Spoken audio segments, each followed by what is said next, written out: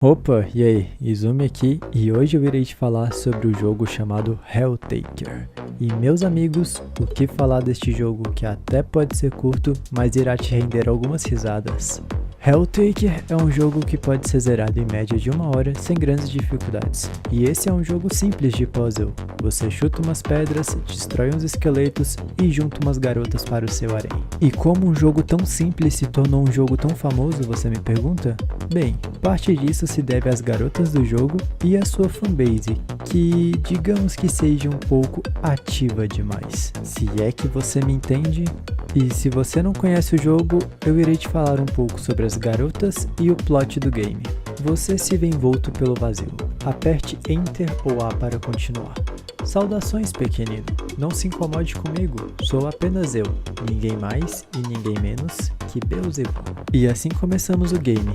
Lembra dessa parte, vai ser importante mais pra frente. Helltaker, que é como o protagonista se chama, acorda de um sonho, de um harém cheio de garotas demônio.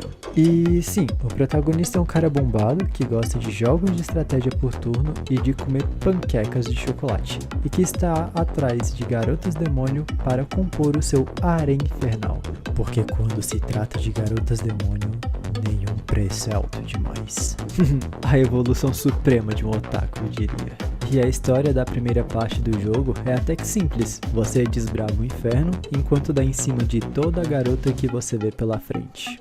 Ah, e uma curiosidade é que todas as garotas seguem um conjunto de regras que o criador usou na criação das garotas. Como um demônio pálido em camisa vermelha e terno preto, é um modelo do qual todas as garotas se ramificam com personalidades e características diferentes.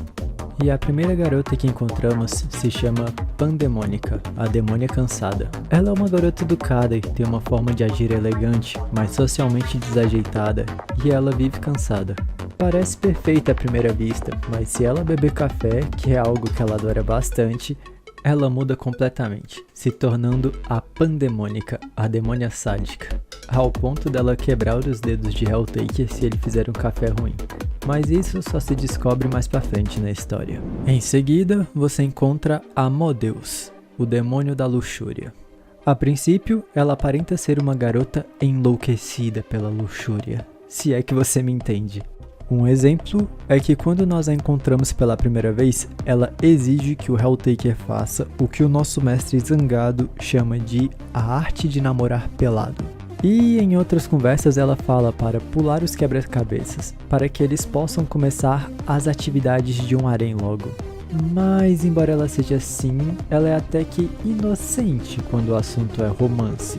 Exemplo, mais para o final, nós a encontramos lendo uma comédia romântica e ela diz que nunca tinha ouvido falar naquilo e achava aquilo muito excêntrico e vulgar.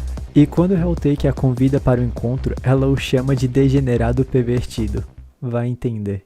E então nós chegamos na Cerberus, o demônio triplo, que resumidamente é uma alma que vive em 3 corpos ao mesmo tempo. Elas são apresentadas como garotas despreocupadas, mas no decorrer da história é revelado que elas têm um lado mais sinistro ou selvagem? Eu não sei qual palavra usar. Na quarta fase você encontra a Malina, o demônio amargurado. Ela é uma garota que vive estressada e gosta de jogos de estratégia por turnos, a famosa nerd. E também gosta bastante de álcool. Ela não gosta de masoquistas, mas curiosamente quando ela está jogando jogos, ela tem tal tendência a ponto de ficar, digamos que, animada demais. Ela não é muito normal. Mas eu tenho que admitir que ela é minha personagem favorita nesse jogo. E sim, eu sou um nerdola que tem crush em jogos. Por favor, alguém me ajuda. A próxima garota se chama Zidrada, a demônia vadia. E sim, esse é o nome dela. Ela é irmã da Malina, e as duas não se dão bem, já que ela odeia jogos de estratégia por turno, ou como ela mesma diz, coisas de nerd. Ela gosta de irritar a sua irmã e de fumar. Ah, e além disso, ela é masoquista, e esse é um dos motivos pela qual a sua irmã não gosta dela. E também é um motivo dela ter o vadia no nome. E eu prefiro não dar minha opinião sobre ela. Eu não quero que vocês pensem que eu sou mais doente do que realmente sou. A sexta garota não é um demônio, mas sim um anjo que se chama Azazel, o Anjo Curioso. Ela é bastante curiosa em relação aos demônios e por isso ela está no inferno para fazer sua pesquisa e coletar informações sobre os demônios. E ela entra no nosso harém já que nós estamos atrás de garotas demônios e ela acha que seria interessante para a pesquisa dela. Mais para frente nós voltamos para falar mais dela. E então nós chegamos na Justiça, a demônio demais. E como o nome dela já diz, ela é demais. Ela é a demônia mais brincalhona e a mais amigável, já que ela é a única que não tenta te matar em qualquer final. Lembrando que todo encontro com uma garota você tem a possibilidade de continuar o jogo ou de ter um final. Ela é aquele tipo de pessoa que fica te incentivando a fazer as coisas mesmo que não seja correto. E uma característica marcante dela é que ela é cega. Deve ter algo a ver com o ditado que diz que a justiça é cega ou alguma coisa assim, eu não me lembro direito. Quase no final, nós conhecemos a Lúcifer, o CEO do inferno. Sendo a líder do inferno, ela aparenta ser uma pessoa calma e controlada, não hesitando em tentar seduzir Helltaker para torná-lo seu escravo pessoal.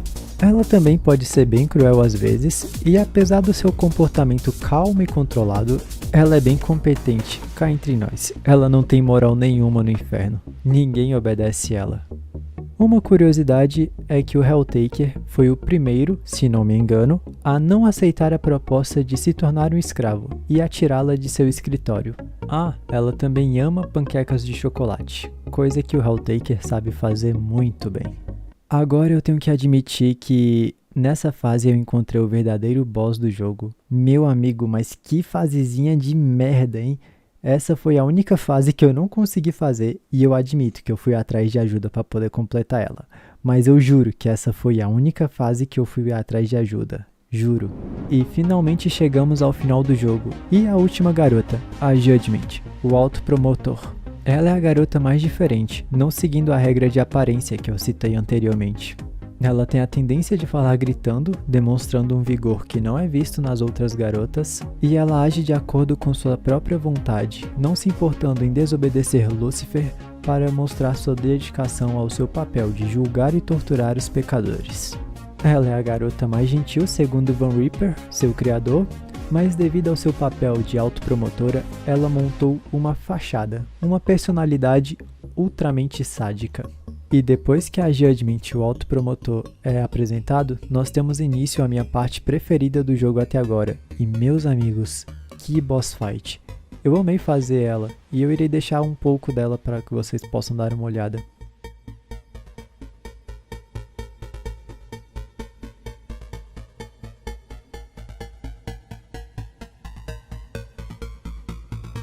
E assim que você termina a boss fight, você sai do inferno com seu harém infernal e ganha o título de Helltaker. E depois é mostrado que a vida não é fácil para Helltaker, mas ela não seria fácil de qualquer jeito, então por que não aproveitar ela, não é mesmo? E no final você pode conversar com as garotas e terminar a história. Você não pensou que eu realmente iria esquecer da garota secreta, não é mesmo? O jogo tem um final secreto, com uma garota secreta, e que não muda muita coisa pra você conseguir. Você só tem que pegar umas paradas aí que eu tô com preguiça de explicar. Então, se vira, moleque. O jogo não muda quase nada, a única coisa que muda é no epílogo final, a parte que você pode conversar com as garotas antes de subir os créditos. Você faz um ritual antigo, abrindo o portal para o abismo, revelando Beelzebub, que tenta te enganar para que você atravesse o portal. Mas antes disso, Lúcifer te avisa, falando que se você entrar você nunca mais poderia voltar, e fala para você ignorar que depois que ela comesse ela iria fechar o portal. Mas depois que Lúcifer se vira, Helltaker entra no portal com uma bandeja de panquecas, e lá é apresentado Beelzebub, a grande mosca, o soberano da pestilência, o guardião da decadência, a rainha carmesim, a senhora das moscas, o exilado. Na moral, essa é a garota que tem mais título no jogo. De primeiro momento, você vê Beelzebub em sua forma de mosca, mas depois ela assume sua forma humanoide. Beelzebub, em sua forma humanoide, exibe uma personalidade grandiosa e egocêntrica. E depois que o protagonista entrega as bandejas de panqueca para ela, ele a conquista, porque, curiosamente, todos os demônios gostam de doce, juntando mais uma garota para o harém dele. Mas, como ele está preso no abismo para sempre, você vira o Abysm Taker, liberando o final secreto e a garota secreta. Agora, você lembra do começo? Então, já dá pra você linkar essa parte e entender o verdadeiro final.